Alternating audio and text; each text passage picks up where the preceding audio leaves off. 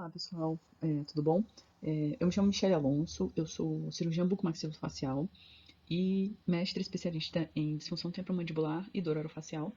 E hoje eu queria vir compartilhar um pouco com vocês sobre essa área de disfunção, que eu acho que ela é pouco abordada, de uma forma geral, por nós, cirurgiões dentistas, e principalmente na saúde básica, na saúde primária, sendo que a gente tem diversas formas de abordar com baixo custo, de forma simples, com questionários e exame clínico. Primeiro, eu queria falar com vocês sobre o que é dor, né? Dor, ela é uma experiência sensitiva e emocional desagradável que é associada ou pode ser, né, semelhante a alguma dor associada em lesões reais ou potenciais. E nós, enquanto dentistas, né, é nossa obrigação dar acesso ao tratamento de dor, tá? Desde 2010 isso é meio que uma lei, tá? Então, assim, o que é DOF, né? É dor orofacial, ou seja, qualquer dor que vai pegar a face do nosso paciente. E a face, ela é composta de osso, aí a gente tem artéria, veia, inervação, glândula salivar, ducto de glândula salivar, gengiva, dente. Então, a gente tem cartilagem de nariz, globo ocular, a gente tem a região de ouvido, que apesar de não ser a nossa área de tratamento, né? E aí a gente tem músculo, a gente tem pele. Então a gente tem várias camadas que podem causar dor ao nosso paciente. E a DTM é a disfunção. Como que eu passo isso para os nossos pacientes, né? Eu sempre pego esse nome difícil e falo assim, é qualquer doença da sua articulação, da articulação da boca, tá? Eu falo, sim, disfunção temporomandibular e transformo isso para um nome simples. Que é uma disfunção, né, que pode causar dor, irritação, dor de ouvido, zumbido, e diversos sintomas associados que vocês vão ver que eu vou mostrar aqui durante essa apresentação. Então, só para que vocês entendam, né, 4% da população mundial vai ser diagnosticado com DTM nesse próximo ano. Desses, né, a gente vai passar a ter, então, uma prevalência entre 30% e 50%, né, de pessoas com dor que vão se manter com essa doença. Sendo essa entre 10% e 68% de homens. Isso varia muito da região onde a gente está avaliando, por isso que tem uma discrepância tão grande. Mas, sempre de uma forma superior, a gente vai ter as mulheres com mais prevalência. De todos esses pacientes que vão permanecer, né, prevalecer com DTM, 16% vai precisar de tratamento, sempre numa proporção de 4 mulheres em relação a um homem. E por que, né, que as mulheres se tratam mais ou precisam de mais tratamento? Por questão de resistência muscular, tá? Por questão de volume muscular, que essas duas coisas juntas fazem com que as mulheres sejam mais suscetíveis à dor, de uma forma geral. A catastrofização, desculpa, é o fato da mulher se preocupar mais, né? Ela pensa assim, meu Deus, tem algo de errado comigo, e procura ajuda, diferente do homem que pensa que aquilo ali não é nada e vai passar, e às vezes até passa. E a genética, né? O fato de sermos mulheres, né? Ter o 17-beta-estradiol, que é o hormônio feminino, que oscila durante todo o nosso período menstrual, né? E é isso, a nossa TM possui receptores que causam menos resistência nessa articulação, faz com que ela seja mais suscetível a ter problemas, principalmente degenerativos. Então, se vocês estão atendendo uma mulher em idade reprodutiva e ela reclama de dor, sempre se atente se essa dor não está relacionada à articulação dela. Então, assim, a DTM, hoje em dia, ela ainda está muito no início, o estudo, mas ela já tem algumas coisas que a gente já sabe. Por exemplo, existem fatores predisponentes, sendo eles sistêmicos, psicológicos ou estruturais. Tem os fatores iniciadores, que são os traumatismos, as parafunções, que causam também traumatismos, a sobrecarga, que também causa traumatismo, e os perpetuadores. Ou seja, se o paciente ele tem uma predisposição, e aí ele acaba apresentando um fator que pode iniciar, né? Ele vai começar a ter queixas. Ele pode ter um diagnóstico positivo para DTM. E aí, é um paciente que não apresenta melhora mesmo se tratando, porque ele pode ter um fator perpetuador. Então, assim, para que vocês entendam, o que está nessa coluna aqui são coisas que podem afetar esse paciente. Então, se o paciente é diabético, ele tem uma dificuldade de cicatrização. A má postura cervical é de extrema importância, porque a mandíbula ela é um equilíbrio com a postura cervical desse paciente, trapézio. Se a gente gira, a gente precisa estabilizar. Então, é muito importante. Atente-se para que o bruxismo é uma parafunção. O bruxismo ele não é diagnóstico, a gente está falando de causa, tá? Só que ele é um fator iniciador. Ele só vai causar DTM se a pessoa tiver uma predisposição, tá? Então, não necessariamente o bruxismo vai causar DTM, tá? E como que diagnostica, né? A gente diagnostica, hoje em dia, através desse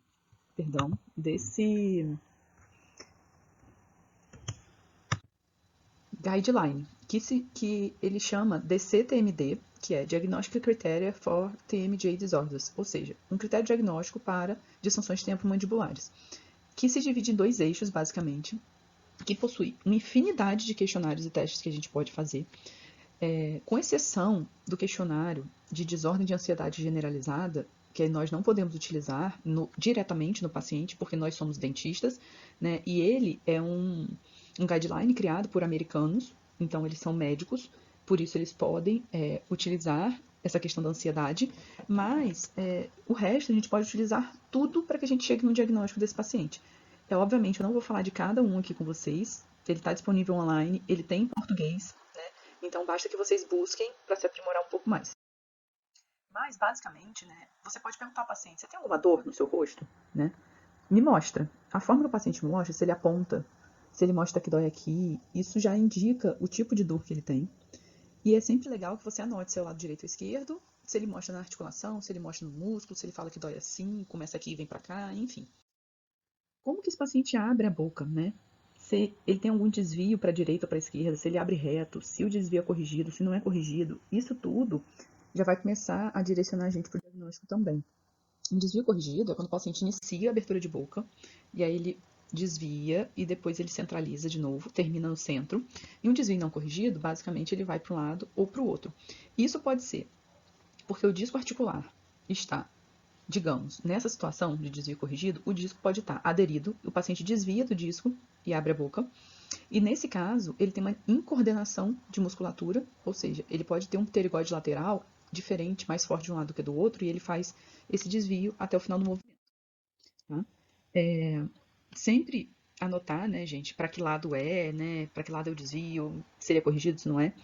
E eu sempre faço isso colocando a mão na articulação do paciente e olhando de cima, de trás, né, com o paciente sentado na cadeira, para poder ficar mais fácil para eu ver a linha média certinha desse paciente, mais ou menos pela direção do nariz. Ao mesmo tempo, você já consegue ouvir se tem barulho nessa articulação. E aí, eu sempre vejo também, o ideal é ver o quanto esse paciente abre a boca. Então, a gente tem a possibilidade de avaliar abertura sem dor e sem auxílio, abertura sem auxílio, porém com dor, abertura com auxílio e com dor, tá? E abertura máxima sem auxílio. E o quanto esse paciente transpassa quando oclui. Como que a gente faz esse auxílio? A gente pega o nosso indicador, e aí a gente pega o nosso dedão, e a gente vai fazer exatamente esse movimento aqui. Ó, né? A gente vai encaixar a ponta dos nossos dedos na ponta dos incisivos. E aí a gente pergunta ao paciente, doeu? Aonde doeu? Músculo, articulação, direita, esquerda, dos dois lados? Em qual momento doeu? Na abertura, com auxílio, com dor, ou sem auxílio, sem dor, enfim, a gente vai ver em que momento o paciente sente dor. Aí, o ruído, né? Esse barulho é na abertura e no fechamento? É só na abertura? É só no fechamento? Né? E que tipo de barulho ele tem? É um estalido? É uma crepitação? O que é estalido, né, gente? O estalido ele é rápido. Guarde essa imagem do estalo do dedo. Isso é um estalo. Ou é uma crepitação? Crepitação é arranhar, basicamente. Né? Então, ela pode ser grosseira ou ela pode ser fina. Pensa numa lixa. Né? Quanto mais grosseira, mais indica que a estrutura óssea desse paciente tem alterações degenerativas, né? Por N motivos. Tá? Se é uma crepitação mais fina, pode ser um processo degenerativo mais inicial, né? Ou nem tem um processo degenerativo. Às vezes ele tem um disco deslocado para o anterior, onde ele inicia um movimento encostando a cabeça da mandíbula na fossa temporal, e depois que ele pega no disco ali, ele para de fazer barulho. Então tem um barulhinho só no início de tudo. E aí, para você ver, por exemplo, se ele faz um barulho só porque o disco está deslocado, a gente pode pedir para ele fazer protrusão e abrir e fechar. Porque às vezes, se ele tem um estalido, ele pode estar passando por cima do disco durante a abertura e fechamento. E aí, se você faz protrusão e o paciente está abrindo e fechando a boca com a cabeça da mandíbula já no disco, esse barulho some. E a gente sempre anota, né, se tem na direita, se tem na esquerda, ou se não se aplica. O paciente não tem nenhum tipo de barulho. Nem de estalido, nem de crepitação, enfim. Também questão de lateralidade, né? Como eu falei, às vezes o paciente tem uma incoordenação motora de pterigóide lateral. Ou ele tem mais força no masseter de um lado que do outro, no temporal. E aí, quando ele faz lateralidade, ele tem diferença de extensão de movimento de um lado para o outro.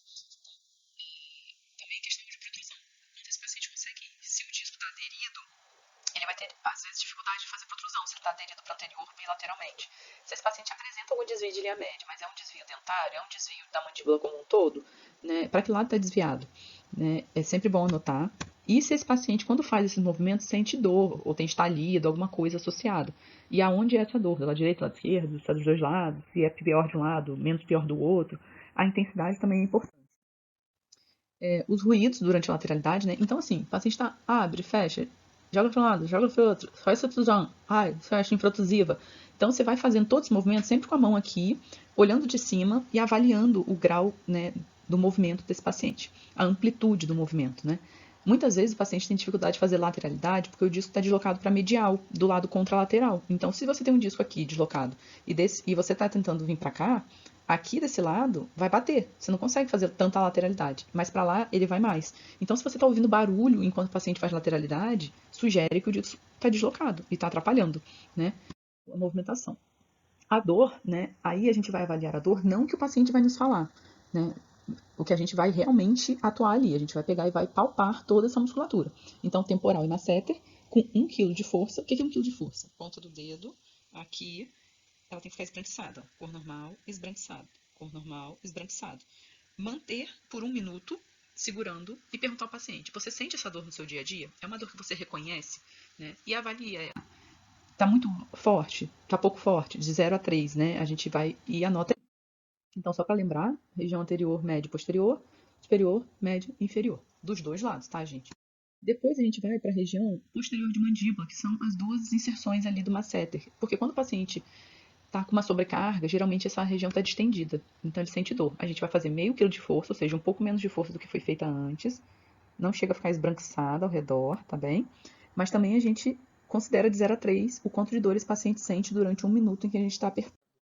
Então a gente vai pegar essa região mais anterior do masseter e mais posterior ali no ângulo da mandíbula para ver se esse paciente tem dor. Qual é a forma simples de ver se você está no lugar certo? Pede para o paciente morder.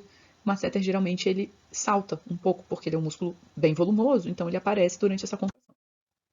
E aí a gente vai palpar a articulação também com meio quilo de força e também classificar o quanto de dor esse paciente tem. Como que a gente palpa a articulação? Paciente de boca fechada, né? Aí você pede para ele abrir um pouquinho de nada, vai ficar aquele buraquinho da articulação ali. Ficou aquele buraquinho, aperta diretamente. Se o paciente disser que dói, ele está com dor intraarticular, tá? Se ele está sentindo dor nessa região aqui, mais anterior desse círculo, quando a boca está um pouquinho aberta, aí ele está com dor no tendão do temporal, ou ele está com uma dor no pterigóide medial, né? Não é dor articular, o que é muito melhor, tá? E aí, também, a gente vai pegar intraoral pterigóide lateral e o tendão temporal. Então a gente consegue confirmar o que a gente acabou de fazer na parte externa. Qual a diferença, gente? Aqui eu acho que é uma coisa que vocês têm que prestar muita atenção. O pterigóide é como se você fosse anestesiar o alveolar superior posterior. É bem mais lá para trás. Então vocês vão entrar com o dedo lá atrás, lá perto do tuber, e vão palpar na região da bochecha. Eu gosto de fazer assim, tá? Em formato de pinça, né? Que aí você pode fazer assim, ó.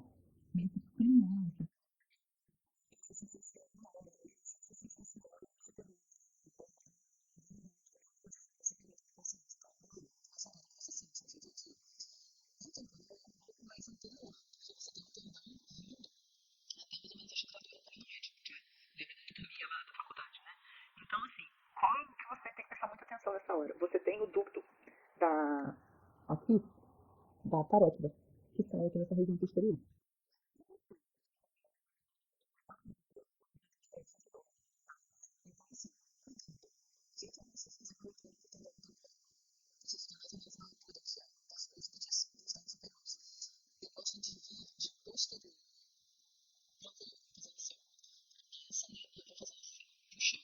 Porque se eu sentir em toda a extensão do cordelzinho, eu estou em cima desse ducto. E eu vou um pouquinho mais para cima, um pouquinho mais para baixo e tento fazer um ponto específico ali se eu acho algum nódulo e apertar esse nódulo para ver se o paciente tem dor. Porque senão você pode ter um falso positivo para dor, porque simplesmente você está apertando o ducto de saliva que não era para estar doendo. Então, assim, depois que você fez esse monte de teste, o que você pode dar de diagnóstico para o seu paciente? Né? Você pode dar um diagnóstico muscular, que se divide atualmente nesses 6 tópicos, tá? Que é dor, que é uma dor inespecífica, você não consegue. Você sabe que o paciente está com dor muscular, mas não entende muito bem por que vem essa dor e tal. Uma dor local, você consegue achar um nódulo específico onde dói. Você pode ter essa dor por espalhamento. O paciente fala assim, a dor começa aqui, daqui a pouco ela vem espalhando, espalhando, vem dando até que o meu olho. Isso é muito comum acontecer. Pode ser uma dor referida, então assim, tem paciente que fala assim, às vezes quando eu tô mastigando e tal, eu sinto umas pontadas aqui na cabeça. Isso é uma dor referida. Por quê? Tá, né? O paciente não tem dor, mas na hora que ele faz um movimento dói. Ou então, às vezes, eu já tive paciente que eu palpava inserção aqui do esternocleido e a pessoa referia a dor dentro do ouvido, né? Artralgia é uma dor na articulação, mas que não tem nada a ver com a parte óssea da articulação. É uma dor porque a cápsula está distendida, porque os ligamentos estão estirados e isso gera dor no paciente. Ou porque, de repente, o paciente comprimiu demais esse disco durante a noite através de um bruxismo. E a cefaleia temporal, que é aquela cefaleia que parece que tem alguém apertando a cabeça do paciente, ele chega e fala assim, meu Deus, minha cabeça vai explodir. E aí, né, o que vocês têm que prestar atenção? Se o paciente fala que ele tem uma dor aqui, o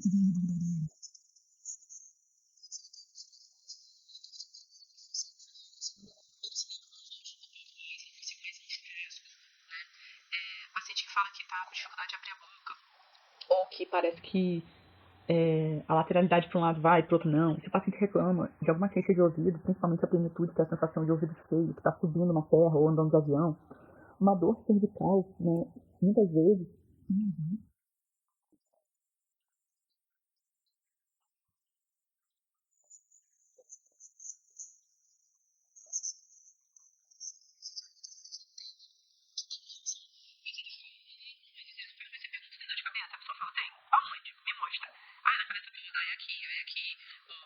Ou então a pessoa faz, é aqui. Aí você já, opa.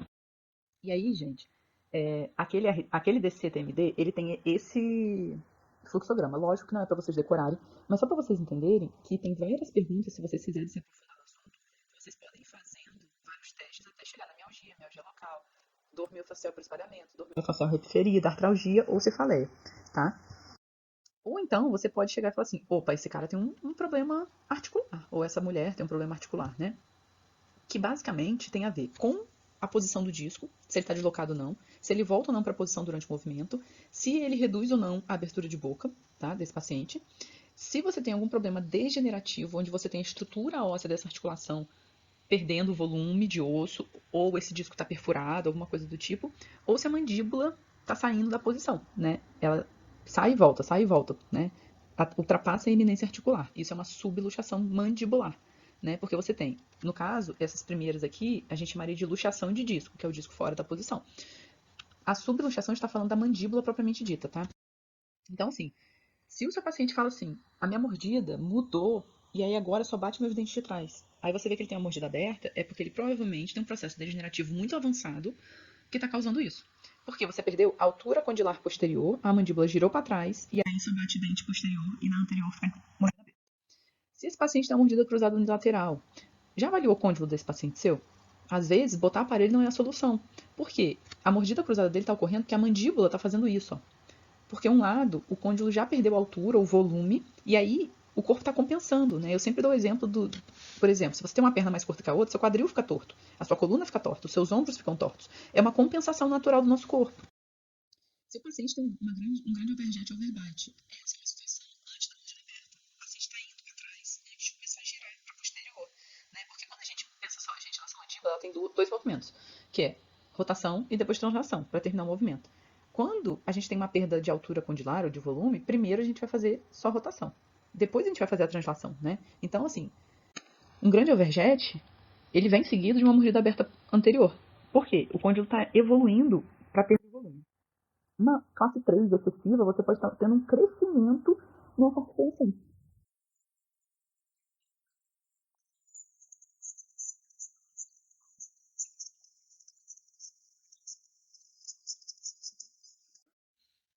Se o paciente tem uma simetria facial, esse paciente, para vocês terem ideia, digamos, ele era um classe 3 do lado esquerdo e um classe 2 do lado direito. O lado esquerdo era classe 3 porque ele tinha esse tumor no côndilo.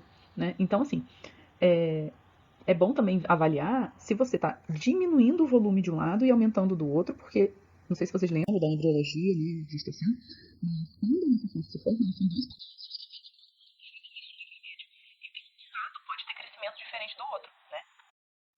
Então, assim, ó, esse daqui é uma radiografia que eu gosto bastante, que, assim, além de comparar o côndilo, eu gosto de comparar ramo, corpo e ângulo do paciente. Por quê? Vamos começar pelo básico. Vamos localizar aqui. Aqui a gente tem os nossos côndilos, beleza? Duas coisas que já me chamam a atenção. Tamanho da fossa aqui e o tamanho dessa fossa aqui. É bem menor. Outra coisa, volume desse côndilo em relação a esse volume. Outra coisa, planificação da eminência arredondada. Conduto auditivo pérvio, passagem de ar, ele está aqui escurinho, conduto auditivo com uma lesão. E aí eu começo a ver largura de ramo de mandíbula. Esse aqui mais estreito, esse aqui mais volumoso.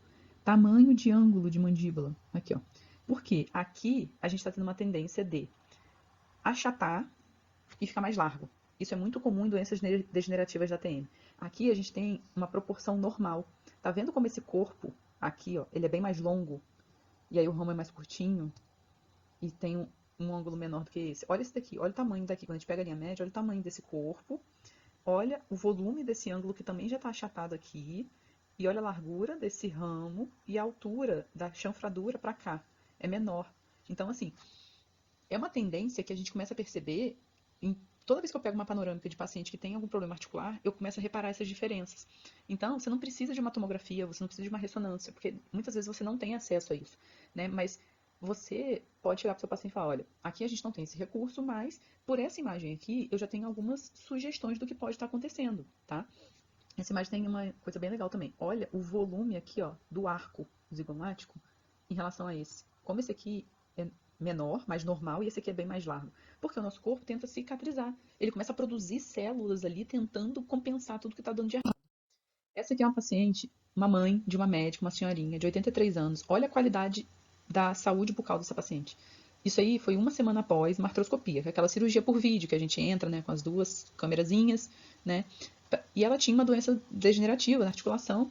A gente foi lá, fez artroscopia, né? E aí ela tinha dor articular, estalido e uma limitação absurda de abertura de boca. O pouco que ela mexia, ela tinha dor e estalido. Então, com 20 milímetros de abertura de boca no pós-operatório de uma semana, ela ainda ia fazer fisioterapia, para depois daí 15 dias ela começar a tratar essa cavidade oral, já é ótimo para quem não abria nada. E, de novo, a gente tem todo um fluxograma que vem lá do DCTMD para os diagnósticos de desordem articular. Eu chamo a atenção o seguinte: imagem vem por último aqui nesse quadro. Ressonância e tomografia. Então, o que eu mostrei antes para vocês, eu estou provando aqui. Você não precisa de ressonância e tomografia para chegar num diagnóstico definitivo, tá? E aí, lembra que eu falei do bruxismo? O bruxismo é um hábito, tá? E ele pode ser do sono ou de vigília. E se você for tratar bruxismo, lembre-se que ele tem etiologias diferentes, a causa é diferente. Hoje em dia a gente sabe que ele é multifatorial e que já pode ter fatores genéticos associados, né? Então, se o paciente chega falando, meu pai tem, minha mãe tem, então, cuidado. Tem uma relação direta com o sistema nervoso central, por isso que ansiedade, depressão, né, síndrome do pensamento acelerado, qualquer coisa dessa, ou medicações para controle do sistema nervoso central, vão afetar tanto no bruxismo como no apertamento, né? Fatores psíquicos e oclusais. O que eu quero dizer com isso, gente? Se o seu paciente apresenta um desgaste, uma fratura, o que vai acontecer? Ele começa a ter uma hipervigilância para aquela situação específica. Eu tive uma paciente que ela fez canal de um dente do lado esquerdo. E aí ela chegou para mim, 2 anos depois, falando que ela começou a ter dor, mais ou menos um ano antes, do lado direito. E que ela tinha certeza absoluta que tinha sido o canal. Ela não estava errada. Não é que o canal, o tratamento endodôntico em si, tenha causado problema nela. Mas é porque ela falou que desde então ela só mastigou do lado direito. Porque ela tinha medo de quebrar o dente do lado esquerdo.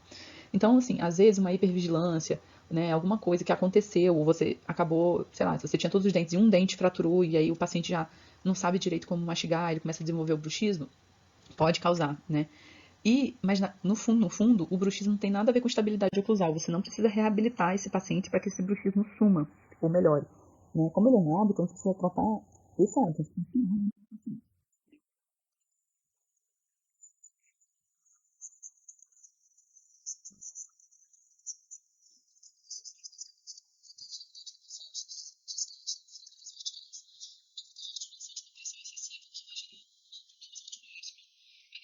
Perfuração de disco, dor articular, otalgia, limitação de abertura de boca, mil problemas.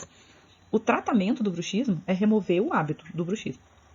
Então a gente vai ter que descobrir o porquê que esse paciente faz bruxismo para que a gente consiga resolver.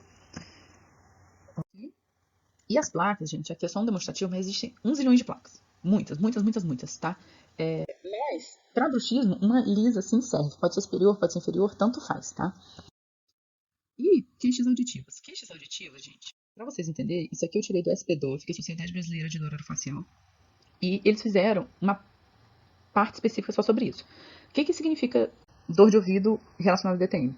A gente tem relação direta, tanto de inervação como de musculatura, de tudo.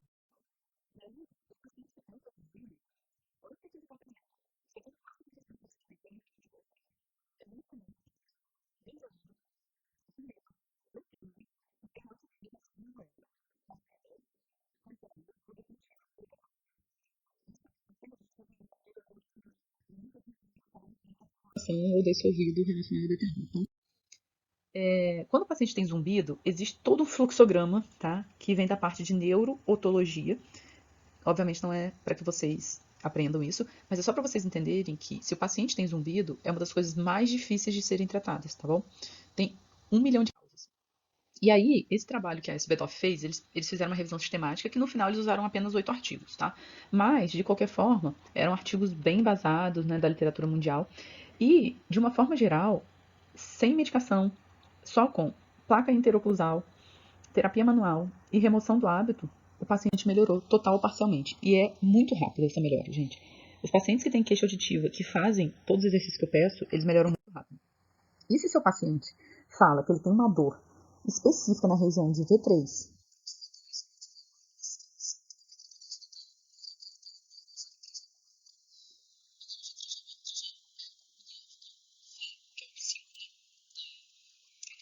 dos nossos 12 pares cranianos, e é uma dor, uma pontada muito rápida, mas muito dolorida, tá?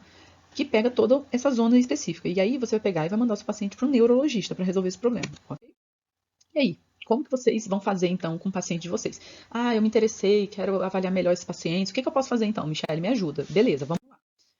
Primeiro, se vocês perceberem que é uma DTM articular, o paciente vai precisar de um atendimento especializado. Porque por mais que você ajude ele, você vai estar só enxugando gelo. Vai ser tratamento paliativo. Para você ter um tratamento efetivo, encaminhe para alguns desses que sejam mais especialistas na articulação, para que eles possam ajudar de uma forma mais intensa e mais pontual nesse paciente. Se for uma DTM muscular, aí vocês podem educar e dar medidas de autocuidado para esse paciente. Pode fazer um tratamento conservador ou pode sugerir práticas complementares. Então, o que é autocuidado? Postura. Como eu falei, postura cervical principalmente. Né? Hábitos nocivos. Dormir com mão, ficar apoiado, mastigar só de um lado. Relaxar essa musculatura mastigatória de forma mais efetiva, seja com alongamento, seja com exercício fisioterápico, seja com termoterapia, com alimentação mais macia. Né? Melhorar a qualidade do sono, que a gente sabe que hoje o sono ele é de extrema importância para a regeneração tecidual. Então, se você tem uma articulação sobrecarregada, uma musculatura sobrecarregada, isso é essencial. A termoterapia, calor frio ou calor úmido, depois vocês podem se aprofundar mais, mas tem indicações específicas. Mas para relaxamento muscular, calor úmido é mais confortável, que funciona melhor. O frio é mais para processos inflamatórios. Tratamento medicamentoso para um paciente que aderiu legal ao seu tratamento de autocuidado e tudo, mas ainda assim ele tem umas queixas persistentes. Um ibuprofeno funciona, um Miozan funciona bem como relaxante muscular para esse paciente, tá? Os exercícios terapêuticos, né? Hoje em dia a gente encontra na internet, mas abrir e fechar a boca com a língua no céu da boca, no palato, já é o suficiente para alongar, evitando que o seu paciente se machuque. Se vocês quiserem atuar no seu paciente, a gente pode fazer o TENS, principalmente, que eu acho fenomenal. É um aparelho que tem 40 funções, desde estimulação de circulação, que ajuda no relaxamento, até o relaxamento propriamente dito, analgesia, relaxamento com estimulação de ponto gatilho. Você tem 1000 opções, tá? Não tem um custo muito alto para ser aplicado nesse paciente. Em meia hora ele sai muito relaxado. A maioria dos meus pacientes querem que eu continue por mais tempo fazendo TENS, sai de lá já bocejando do consultório. A terapia com laser de baixa intensidade, a gente já sabe das vantagens do laser para processos inflamatórios. O ultrassom também, por causa da vibração que ele emite, então ele começa a despertar o sistema nervoso central desse paciente para aquela localidade ali que não está muito saudável. E as ondas de choque, né, que são aquelas ondinhas que ortopedistas usam muito em joelho, em ombro, né, que fazem com que a gente meio que reprograme essa musculatura de forma elétrica, né, porque geralmente esses pacientes têm muito contração involuntária. Né? Não é involuntária, é porque na verdade ele criou esse hábito. As placas interoclusais e, se o paciente aceitar, você pode sugerir, nunca por escrito nada, um tratamento psicoterapêutico. Além disso, de forma complementar, tem a acupuntura e temos o agulhamento seco. Se vocês quiserem fazer acupuntura, vocês terão que fazer um curso à parte. Se vocês quiserem fazer um agulhamento seco, aí sim vocês podem, porque vocês só vão inserir a agulha e depois remover, tá? E a gente vai atuar direto no ponto gatilho. Porém, qual a diferença? A acupuntura tem ação sistêmica e o agulhamento seco tem uma ação local daquele trigger point específico. E aí, gente, só para que vocês entendam, agora, nessa parte final, eu vou mostrar para vocês o seguinte. Nenhum tratamento é único, tá? Então, quanto mais estratégia multidisciplinar você fizer, melhor você vai ter resultado para a dor muscular do seu paciente. A terapia manual completa ou terapia manual.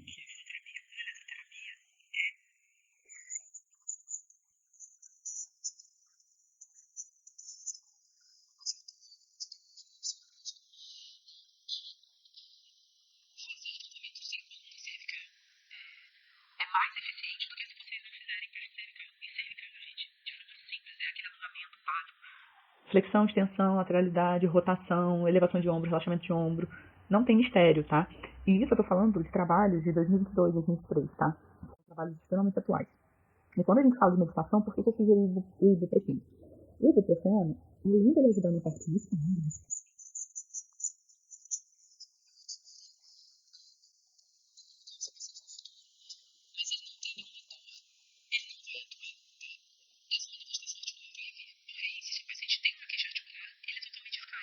ele faz com que reduz esse processo inflamatório, tá?